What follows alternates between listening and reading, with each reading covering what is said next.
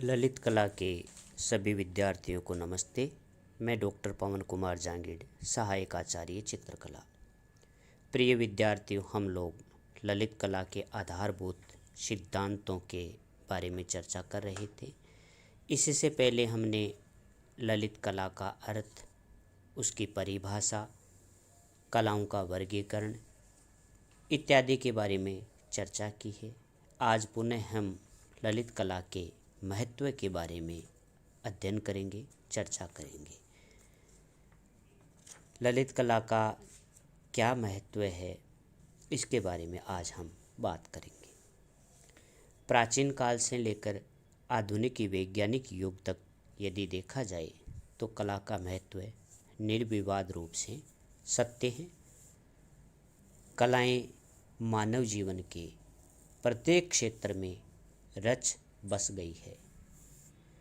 कलाओं के द्वारा ही मनुष्य शांति और सुख का अनुभव करता है।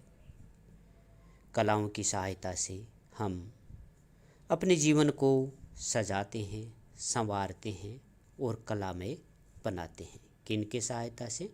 कलाओं की सहायता से हम हमारे जीवन को सजाते हैं, उसको संवारते हैं और कलामय बनाते हैं। ललित कलाओं के साथ सौंदर्य आवश्यक रूप से जुड़ा हुआ है। सौंदर्य जो है वह ललित कलाओं के साथ विशेष रूप से जुड़ा हुआ है। किसी अच्छे कलाकृति को देखते ही मनुष्य स्वयं ही भाव विभोर हो उठता है और उस कलाकृति के रसास्वादन में लीन हो जाता है। जैसे ही हम किसी अच्छे कलाकृति को देखते हैं, अच्छे दृश्य को देखते हैं, तो हम उसको देखते ही उसको भाव विभोर हो उठते हैं, उसके रसास्वादन में हम लीन हो जाते हैं। यह परमानंद की चरम स्थिति होती है, जहाँ मनुष्य अपने स्वयं को भूलकर केवल आत्मा अनुभूति में डूब जाता है।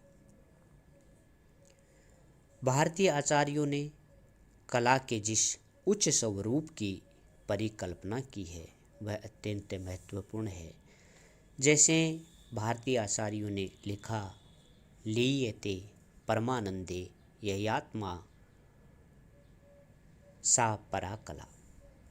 इस चिंतन में यह स्पष्ट किया गया है कि जो कला परम आनंद प्रदान करती है वही सच्ची और श्रेष्ठ कला है।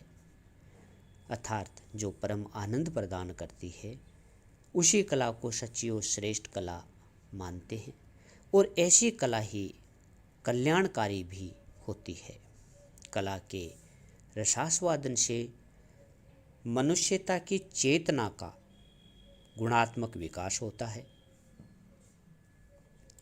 कला मानवता के स्वरूप को ही बदल देती है। कला मनुष्य की नई प्रतिमा गढ़ देती है। इसीलिए शिक्षा में भी कला का स्थान अनिवार्य रूप से मान लिया गया है और बाल्यकाल से ही कला की शिक्षा दी जाती है।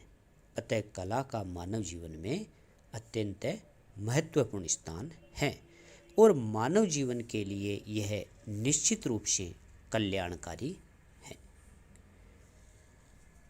प्लेटो ने कहा, कलाएं मानव को शिक्षित व सुसंस्कृत बनाती है। ये बात किसने कही? प्लेटो ने, कि कलाएं जो हैं मनुष्य को शिक्षित और सुसंस्कृत बनाती है। इसी प्रकार सुकरात ने कहा, कलाओं को परमार्थ शास्त्र के रूप में देखा जाना चाहिए। यह मानवीय क्रियाओं व विचारों का पोषण करती है, संवर्धन करती है।